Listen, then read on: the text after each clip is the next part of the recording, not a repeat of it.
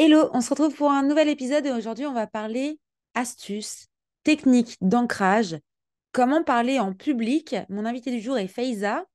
On va papoter bien-être, technique, comment se faire entendre. Et je vous dis donc à tout de suite avec Faiza. Bonjour Faiza, je suis contente de te recevoir sur le podcast I Am the Boss. Salut Eva, merci d'abord de m'accueillir Bah et oui, merci j'aurais aussi préféré t'accueillir ici. Et, on pourrait le refaire, c'est pas un problème. on refera un épisode et tu viendras sur le Voilà. canapé du studio. Alors, est-ce que tu veux te présenter un petit peu? Parce qu'aujourd'hui, on va parler de vraiment notre expression en public, les astuces et les techniques d'ancrage, peut-être aussi développement personnel, tout ce genre de sujets. Tu m'arrêtes si je... Donc, est-ce que tu veux te présenter un peu, voilà, dire ce que tu fais pour qu'on comprenne un peu mieux qui tu es, Faiza?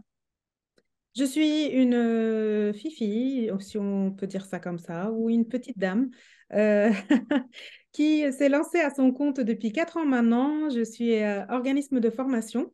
Et je me suis lancée à la base pour former les personnes qui le souhaitent. C'est surtout, et beaucoup d'entre eux d'ailleurs, si ce n'est pas je pense, une totalité, des porteurs de projets qui souhaitent apprendre à décliner, à structurer, à présenter leur communication orale.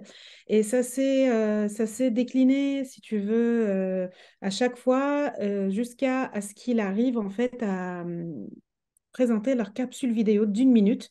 On finit en général le travail de formation et d'accompagnement par toujours le défi de, alors voilà, en 1 minute, dis-moi ta pensée, dis-moi ton idée très clairement. Et c'est ça un peu la conclusion de la formation. Ok, je savais pas que tu faisais ça du coup, parce que bon, comme d'hab, j'adore découvrir les personnes via le podcast, donc ça c'est super sympa. Et c'est vrai que cette one minute pitch, comme on dit, c'est 1 minute pour pitcher, pour que la personne comprenne qui tu es, ce que tu fais et quelle est ton ambition. C'est vrai que c'est un exercice très compliqué.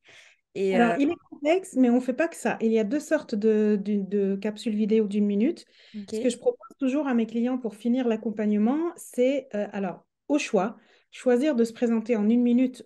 C'est vrai qu'au début, il est complexe. Alors, je dirais pas, peut-être, oui, compliqué parfois, ça dépend d'où on est, à qui on parle, et puis où on est, nous, par rapport à nous-mêmes aussi. Parce oui, que parfois, c'est pas très clair. Et sinon, dans une batterie de communication, quand tu parles de ton projet, Eva, il y a aussi ce qu'on appelle les sujets raccords, c'est-à-dire tous les sujets que tu traites dans ton domaine d'expertise qui n'est pas forcément peu présenter toi professionnellement, mais par exemple, si moi je suis formatrice et coach, j'éclaire les chemins, je montre, mais il y a certainement d'autres sujets qui vont intéresser mes abonnés ou mes lecteurs ou les personnes qui mm, me suivent. Et ces sujets-là, j'ai besoin de les expliquer aussi sous forme d'1 minute parce que les gens en général n'ont pas beaucoup de temps, tout oui. le temps en tout cas, et ça dépend des plateformes sur lesquelles on propose. Eh bien, cette capsule vidéo va être là pour éclairer ton idée en Mm. 1 minute.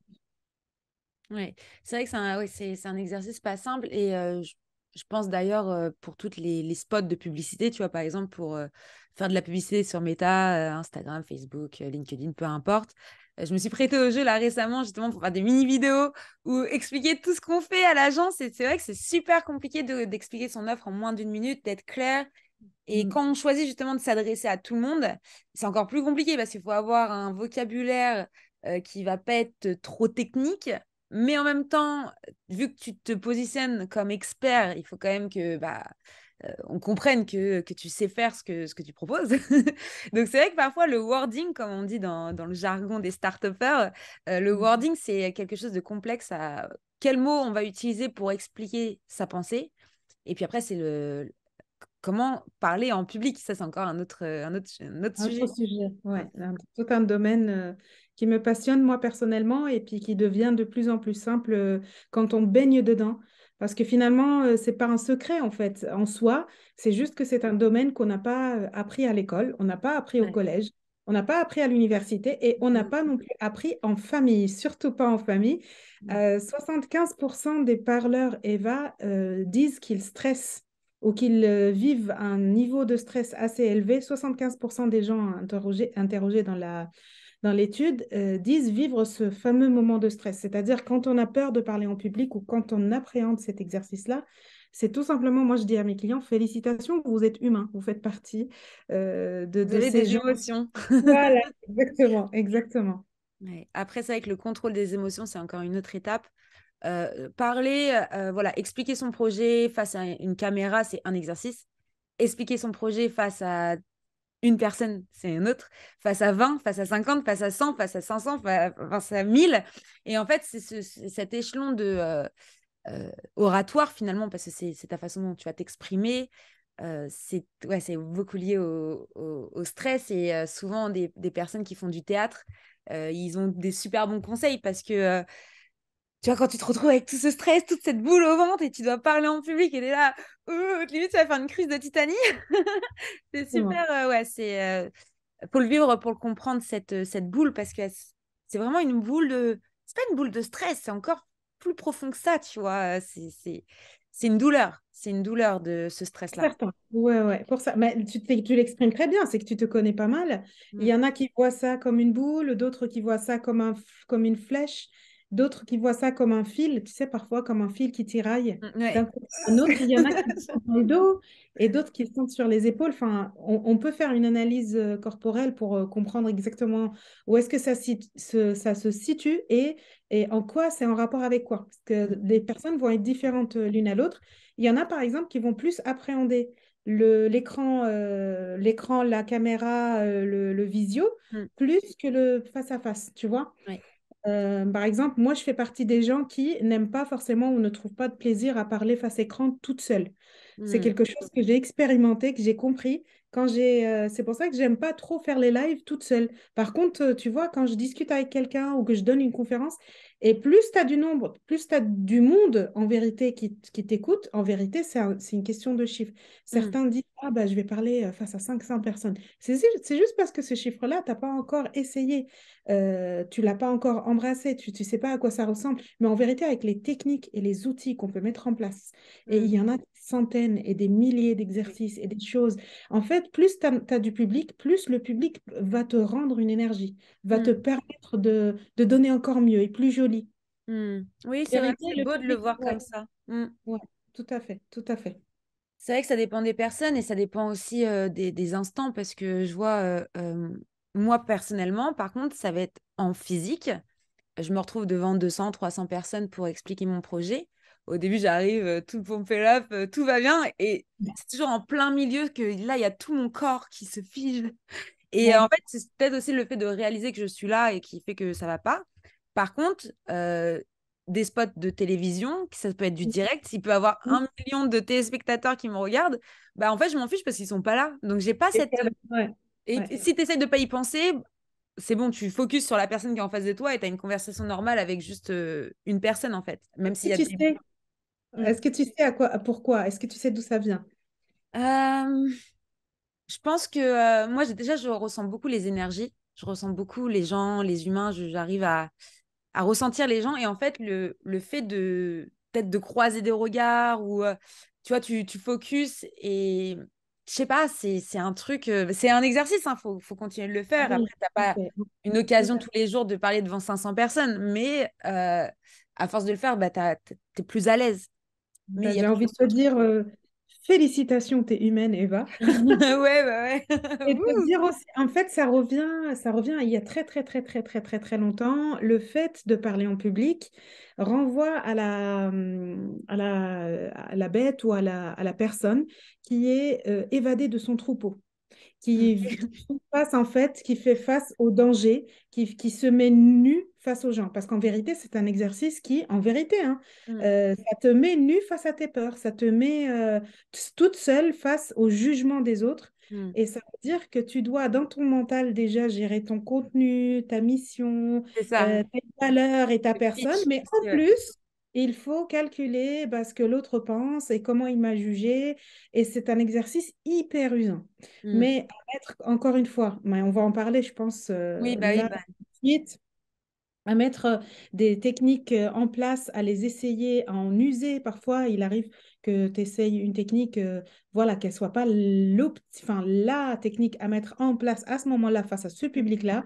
Mais déjà, tu auras le courage d'avoir déjà essayé. Et enfin, voilà, tu continues à essayer à l'infini pour voir ce qui a marché Ouais. dans ta situation. Après, ouais, en termes de technique, j'ai beaucoup entendu parler de justement la technique d'ancrage, vraiment où tu poses tes pieds et tu ne bouges pas. Et moi, j'ai un truc, quand je suis stressée, je suis capable de te faire 10 allers-retours sur... je te fais 10 Ah, ça, kilomètres à la ronde.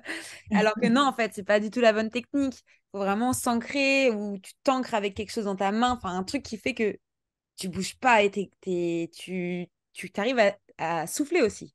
La En fait, respiration, c'est pas exactement non? être ancré, ça veut pas du tout dire rester sans bougeotte, parce que ça dépend encore une fois de la nature de ce que tu proposes comme contenu. D'accord? Donc, si tu, je sais pas moi, je donne des exemples. Si tu es en train comme tu dis, face à une caméra, en train de proposer un message assez clair, assez sérieux.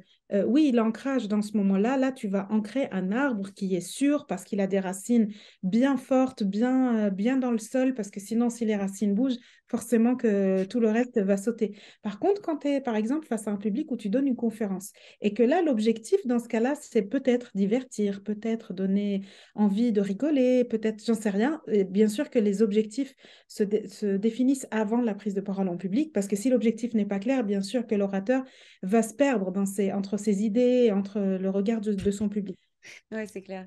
Mais ancrage, ça veut dire tout simplement avoir une position mentale qui pour nous est rassurante. Si ça se trouve, je vais ancrer moi ma position d'aujourd'hui. Si moi je viens pour donner envie de rigoler, imaginons que je prends la parole face à un public jeune, face à un public d'enfants, et que mon message aujourd'hui, c'est de faire rire, divertir. Dans ce cas-là, peut-être que mon ancrage, ça sera le dernier clown que j'ai vu à une kermesse il y a 10 ans. Tu Ça, parles c'est vraiment d'ancrage ouais. mental, en fait. C'est de l'ancrage Exactement, mental, ouais. pas forcément Mental, physique. voilà, les deux, les deux. Les deux, Parce ouais. que forcément, quand je vais ancrer mentalement la posture et la position du clown, qui lui était en train de bouger en toute aisance, etc., forcément que mon ancrage à ce moment-là va être aussi dynamique que mon message. Et ça va servir du coup, mon message, et ça va aider à ce que mon message puisse parvenir au cerveau des personnes qui m'entendent.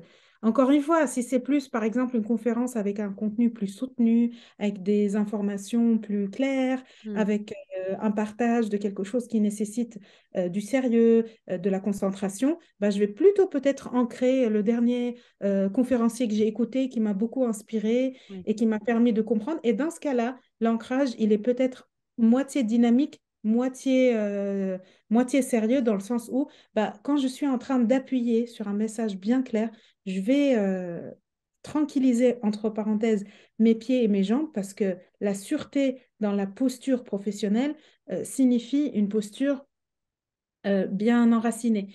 Mais quand je suis en train de leur dire, je ne vous perds pas, restez concentrés, restez avec moi, c'est là où je pourrais tout à fait, et ça va servir encore une fois mon message, bouger de droite à gauche, de gauche à droite, et tu vas remarquer, Eva, les grands conférenciers qui donnent des conférences qui durent un peu plus longtemps, tu vas voir qu'ils demandent mieux à être libres sur Oui. l'estrade et à bouger de droite à gauche et à être dynamique avec leur public. Encore une fois, on peut imaginer aussi toutes ces personnes humoristes qui parlent pendant Oui. 2 heures, où tu Stand-up. restes connecté à 100%, c'est des gens qui bougent, hein, Hmm. Et voilà, ça a rare. été une erreur que j'ai faite, c'est que quand j'ai fait mon premier pitch, Hmm. c'était Web Summit l'année dernière. Déjà, je savais pas tenir un micro, donc en fait, je suis arrivée en mode rappeuse de 3.0, tu voyais la fille dans l'événementiel, quoi. Alors que normalement, déjà, c'est là, c'est pas du tout. Je sais En bas, ouais. pas ce qui Hmm. s'est passé dans ma tête à ce moment-là. Je savais pas, en fait, tout simplement, j'avais aucune Bah, ça connaissance de. s'apprend, c'est pas Ça grave. s'apprend. Là tu étais vacciné à vie, je pense, si tu l'as Ouais. appris. Ouais, ouais, Voilà. ouais, grave. Quand j'ai revu les vidéos, parce que du coup, j'ai vu les vidéos des gens avant moi et après Hmm. moi, et quand j'ai vu moi, j'ai fait, mais what? Why? Tu vois, genre, j'étais en mode, mais pourquoi? Pourquoi, Eva, tu te sers ton micro comme une rappeuse du 7-6, quoi. Enfin, bref. Et donc, ça, déjà, première erreur. Et surtout, justement, je m'étais tellement inspirée des gens en conférence qui bougent, qui prennent la scène, tu vois, que je me suis perturbée dans mon pitch parce que mon pitch, j'aurais dû être ancré car c'était 2 minutes. Tu C'est avais ce que deux le minutes pour message demandait à ce c'est moment-là. ça. Tu avais 2 minutes pour t'exprimer, tu avais 2 minutes pour te faire comprendre. Donc, le fait de vouloir mettre de l'animation en plus Ouais. et Hmm. de prendre de l'espace pour montrer que tu es à l'aise et que tu es serein, bah, ça m'a fait tout le contraire. D'un coup, j'ai eu un gros blanc Genre de peut-être 5 secondes, mais 5 secondes ou 10, c'est énorme quand tu es seul sur scène. Énorme, bien sûr. Une seconde, c'est énorme. Une fraction de seconde peut te faire perdre tes moyens et peut te Ouais. faire aussi regagner de l'aisance et C'est rebondir. c'est ça. Et là, je me souviens, mais je m'en souviendrai toute ma vie, c'est normal, avec chaque peur, tu t'en souviens des grosses peurs, tu vois, où tu as le micro qui tremble, tu as ta main qui tremble, et là, tu te dis, c'est quoi ma prochaine phrase, en fait, tu vois, et en plus, c'était en anglais, donc 2 fois plus dur. Et bah, tout le monde, un peu, tu vois, ils applaudissent parce qu'ils savent que j'ai un coup Ouais, de hop, et hop, c'était reparti. ouais. Mais ça s'apprend, en fait. Et c'est vrai qu'on n'apprend pas ça à l'école, on n'apprend pas ça aux jeunes, on leur apprend pas à s'exprimer. Non. On leur apprend pas à articuler. On leur apprend pas vraiment du vocabulaire. On apprend à écrire la langue française, la langue de Molière. Mais à côté de ça, il n'est pas grand-chose, tu vois. Voilà, tu as relevé trois idées importantes. J'espère que je vais me rappeler de tout. C'est mon La- cerveau. Voilà. La première chose, alors je vais revenir en arrière, du coup, la langue écrite, en effet, en France, elle est beaucoup plus valorisée et mise Vraiment. en, en lumière que l'expression orale. Tu vois, tu remarques certainement et forcément que les matières avec des évaluations écrites sont beaucoup plus valorisées. Les contrôles avec des évaluations écrites sont avec une quantité beaucoup plus énorme que l'oral déjà. Tous les concours et les choses qu'on peut mettre en place, ça se passe vraiment par l'écrit. On Ouais, relève des informations par l'écrit, on postule par l'écrit. Tu as vu jusqu'à maintenant nos entretiens d'embauche, tu viens pas parler, tu viens déjà, on t'a déjà jugé parce que tu as écrit c'est vrai. C'est avant de vrai. te rencontrer, avant de te laisser parler. Alors que si la personne, on lui a donné les moyens de se déployer à l'oral, elle va peut-être montrer quelque chose qui est complètement différent. On est d'accord, le papier et moi, on n'est pas la même chose, on n'est Mm, pas la même entité. c'est vrai. Après, l'idée de... Alors, qu'est-ce que tu as soulevé comme idée que j'ai trouvé hyper intéressant? C'est l'idée de... que le public, voilà, le public nous renvoie une énergie. Souvent, on a peur en fait du public, Mm, mais en vérité, quand les gens viennent nous voir, c'est des gens qui nous donnent du temps, qui nous donnent de l'attention, qui nous donnent de l'énergie. Ça veut dire quoi? Ça veut dire que c'est un public au moins intéressé par ce qu'on dit et au pire, il mm. vient nous casser, mais parce que la topique Oui, qu'on vient nous présenter l'intéresse. oui, c'est vrai. Et donc, franchement, tout, enfin, tout, pour ne pas dire tout, parce que je n'ai pas rencontré toute la terre entière, mais en général, le public, c'est un public bienveillant. Le public, Oui, il n'est pas là pour casser la personne qui parle, il est là au contraire pour la soutenir, lui donner de la lumière, l'aider à poursuivre, parce qu'il est là pour l'écouter au final. Donc, il a envie aussi que ça se passe bien. Comptez parfois, ça c'est parmi les astuces que je donne, comptez sur votre aide publique ou votre joker public quand vous oubliez quelque chose, dites-le au public, tout simplement. Dites-le, j'ai oublié ce que je m'apprêtais à vous dire. Et justement, j'arrive à la troisième et merveilleuse idée que tu viens de nous partager, c'est que connectez-vous à l'idée, connectez-vous au concept de ce que vous venez présenter et pas aux mots ou aux paragraphes que vous avez préparés en amont. Ne mm, préparez pas de phrases, ne préparez pas de mots, ne préparez pas de paragraphes, ne préparez pas de parties. mm, Préparez une idée et un fil conducteur. mm. Parce qu'au final, on est humain et personne ne viendra donner quelque chose d'attirant s'il est en train de réciter par cœur. C'est clair. Hein? Même si oh, je vais aller vraiment à l'extrême, même si on vient réciter un poème, tu viens de citer de Molière ou Le Petit Prince ou peu importe, et tu sais que on ne va pas le réciter de la même manière.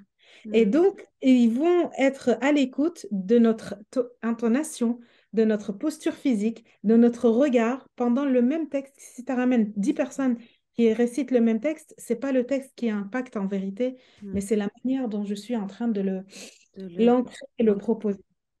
C'est vrai qu'en plus, bah, à force, tu vois, d'avoir eu ces genres d'exercices et à chaque fois de me sentir vraiment, c'était souvent après, tu vois, c'était le après coup. J'avais des douleurs, mais des insupportables. Et du coup, je me suis rapprochée de personnes qui ont plutôt l'habitude de s'exprimer verbalement, bah, des personnes qui font du théâtre, des comédiens, etc. Et ils me disaient déjà, Eva, ne lis pas ton texte, bah, justement, le texte, Jamais. ne lis pas au moins 30 ou 1 heure avant. Enfin, tu oublies en fait. Le lire avant, ça va te perturber le cerveau, tu vas tout oublier. Et puis il me exactement. disait, regarde les gens au front, les regarde pas dans les yeux, regarde-les sur le front. Et du coup, j'ai rigolé, il me fait, regarde, là, je te regarde dans le front. Et vraiment, j'avais l'impression qu'il me regardait moi. Bon, après, il fallait pas qu'il soit trop près. Mais il me disait, tu vois, si je suis assez loin de toi, tu vas pas te rendre compte que si je te regarde dans les yeux ou sur le front. Et le fait de Mm. ne pas regarder les gens dans les yeux, ça va pas te perturber, en fait. Parce que c'est vrai qu'un regard, Pour un début, ouais. Pour un début, c'est parfait. ça... Regarde dans Ouais. le front, ouais. C'est le conseil, par exemple, qu'on va donner à quelqu'un qui débute la prise de parole, tu sais, à tous les étudiants qui préparent l'oral, tous ces étudiants en brevet qui présentent l'oral de fin d'année ou en bac, pareil. C'est vraiment une très bonne astuce pour quelqu'un qui n'a pas pris de cours d'art oratoire ou de technique de communication. Mais une fois que tu analyses, en fait, ce qui représente pour toi le regard de l'autre, et que tu analyses ce qui se passe en toi face au regard de l'autre, à la fin, finalement, quand tu regardes les yeux et que par contre, si tu as vraiment appris à ne pas calculer et au contraire à continuer à faire dérouler ton contenu parce que tu es tellement connecté à ta mission et à l'idée que tu viens de présenter, regarder l'autre au final avec des yeux d'amour et des yeux d'accueil. Et puis aussi, savoir dénicher dans ton public, Eva, des personnes qui te donnent des regards attentifs, des regards d'appréciation, des regards d'attention, des regards de concentration. Et tu vas aller naturellement avec l'exercice et en continuant à le faire, tu vas aller naturellement vers ces gens-là. Tu vas pouvoir en fait les voir dans un grand auditoire. Tu Hmm. vas pouvoir les voir comme isolés, comme s'il y avait des petites étoiles et tout le reste est plus du tout allumé. Et ces gens-là vont te donner l'énergie qu'il faut pour continuer à dérouler ton contenu, à condition que tu ne calcules pas, encore une fois, c'est-à-dire un regard d'admiration, mais sans plus. Tu ne calcules pas ce que lui, il est en train de se dire. Ouais, Que tu te concentres et tu restes en fait c'est fidèle ça. et voilà, tu vois, c'est ça qui est difficile. C'est Mais ça, ouais, ça qui est dur. s'apprend, Eva, ça s'apprend. Ouais, ça s'apprend. Et puis, c'est pas, je pense que ça, on n'a pas tous la même difficulté. Mm. C'est peut-être du fait que moi, j'ai l'habitude de travailler avec l'humain, tu vois. Je suis quand même commerciale de base. J'arrive à analyser les gens, les comprendre, connaître directement ce qu'ils ressentent, en fait. Donc, dans enfin, la prise de parole, ça, c'est un défaut, en fait. Parce que, ouais, c'est compliqué t'arrives sur la personne, du coup, tu prends tout et là, t'es là. Oh Mais c'est super beau ce que tu as dit et tu as bien résumé la chose. Et j'espère que, en tout cas, les personnes qui vont écouter ce podcast, ils pourront se dire, ah, mais en fait, je suis pas seule à avoir peur. Non, Je suis ils pas sont seule vraiment à pas seuls. bégayer. Non, Voilà, je suis pas seule à bégayer. Je suis pas seule à me retrouver dans une difficulté. Et c'est pas non. parce que on se montre beaucoup sur les réseaux sociaux ou qu'on fait beaucoup de vidéos en caméra, voilà, des petites vidéos, voilà, pour les réseaux sociaux, qu'on est à l'aise plus que quelqu'un d'autre, en fait. Ah Être non, à non, l'aise, ils ça sont pas du s'apprend, tout comme tu seuls. l'as dit. Mm. Ouais. Moi, j'ai bégayé. Avant cela, j'ai échoué plusieurs de mes présentations. Je suis restée dans le silence pendant au moins 15 ans à cause de ça. J'étais traumatisée par la prise de parole en public. Et le jour où j'ai bégayé, je me rappelle toute ma vie de ce jour-là. Il est difficile le bégaiement hein, parce que le sang, il circule plus en fait. Il s'arrête quelque part au niveau de la gorge et tu répètes le même mot sans aboutir à la fin de ta phrase. C'est très, très difficile. Mais si c'est lié à des questions psychologiques, ça se traite et ça se règle, bien sûr. Mais justement, les plus grands, enfin, il y en a en tout cas des grands orateurs qui parlent et qui sont très connus. Euh, Bruce Willis, par exemple, c'est un bégayeur de base. Ah ouais? Ah oui, bégayer, bien C'est vrai sûr. que j'ai dit bégayer, c'était une métaphore, tu vois, mais c'est vrai qu'il y a Oui, vraiment j'ai des bien gens qui compris. bégayent, en J'ai fait. bien compris. Ouais, c'est Mais vrai que j'ai j'ai accroché, oublié. Ouais. ouais. Mais j'ai accroché sur l'idée parce qu'en me disant, peut-être que les personnes qui écouteront ce podcast, Mm. justement, s'ils Ils souffrent de bégayent. bégaiement, qu'ils sachent que c'est tout à fait normal Mm. et que d'autres personnes sont déjà passées par là. Le psyché peut vraiment atteindre les capacités de l'oral parce que l'oral, c'est une étape parmi trois qui fait de toi une personne alignée. La parole, c'est l'étape centrale entre la pensée et l'action. Une personne alignée, c'est quoi? C'est une personne dont sa pensée, sa parole et son action se rapprochent le maximum possible. plus on est rapproché sur ce niveau-là, sur ces 3 points-là, plus on est aligné et à mieux on sera à même de délivrer notre message, tu vois. Mm. Et ça se travaille. Et c'est quelque chose qui est hyper challengeant parce que une fois tu réussis, en vérité, la fierté, hein, même avec la douleur que tu viens de décrire, à la fin ou après ta prise de parole, parfois il y a des éléments de regret. Ah, j'ai oublié ci, j'ai oublié ça, je devais faire ci mieux. Mais Ça, en analysant tout ça, il y a quand même une fierté derrière la capacité d'avoir délivré tu son l'as fait, message. c'est ça. Hein? Hein? Ouais. Non, mais totalement. Et en plus, parce que j'en avais parlé beaucoup, vu que j'ai été beaucoup dans le monde des start-upers là, pendant la dernière année, là, toute l'année, euh, la- les mois passés. Il y en a plein qui m'ont dit, ça pouvait être des grands chefs d'entreprise. Ils ont eu plein de boîtes. Les gars, ils ont fait des millions, des milliards d'euros. Et Ouais. ils me disaient, mais Eva, nous aussi, Ouais, tu crois tout à quoi en fait. fait?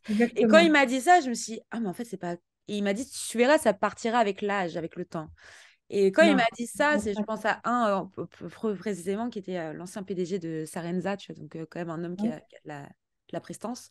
ouais. Et quand il m'a dit ça, je me suis tellement sentie mieux. Je me suis dit, mais en fait, c'est pas parce que je suis une petite nana qui. Non, Non, non, en non, fait, non, non. c'est juste humain, quoi. C'est ça, tu as Exactement. raison. Et il m'a Ouais, dit, ouais. oublie pas aussi une chose, c'est que la personne qui t'écoute, elle sait même pas ce que tu allais dire, en fait.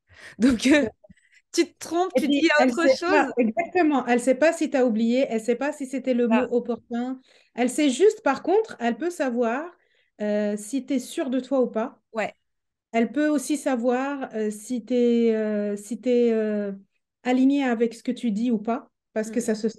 ça On est se sent, d'accord. ouais. Oui, c'est vrai. Ouais, c'est super important. Et au final, quand t'as pas cette pression, quand tu te mets pas cette pression-là, tu vas beaucoup mieux parler de ce que tu veux dire, de ton sujet, que ce soit là, je prends l'exemple de startup parce que ça me concerne, donc c'est un peu plus simple. Et vu que tu m'as dit que tu accompagnais aussi des start-upers, c'est vrai que c'est un peu plus simple parce qu'il y a vraiment un message à faire passer en un tout petit peu Ouais. de temps. Et ouais, je sais plus ce que je voulais dire, mais ouais, c'est un gros exercice. Et j'espère qu'on va pouvoir aider des personnes grâce à ce podcast. Comment on peut te contacter si on veut se faire coacher par toi pour apprendre à prendre la parole? Ma prochaine formation de groupe, c'est pour l'automne prochain. Et D'accord? là, sur ma page Instagram, ils peuvent directement aller déjà mettre leur adresse email pour s'inscrire sur la liste d'attente s'ils le souhaitent. Et voilà. Voilà. Bah, super. Bah, écoute, je vais mettre tout ça dans les ressources de l'épisode. J'espère que tu as passé un bon moment. Que vous aussi, ceux qui C'était nous un écoutent. excellent moment. Merci à toi pour l'accueil. Bah, merci à toi et puis je vous dis à bientôt tout le monde. Ciao! À bientôt.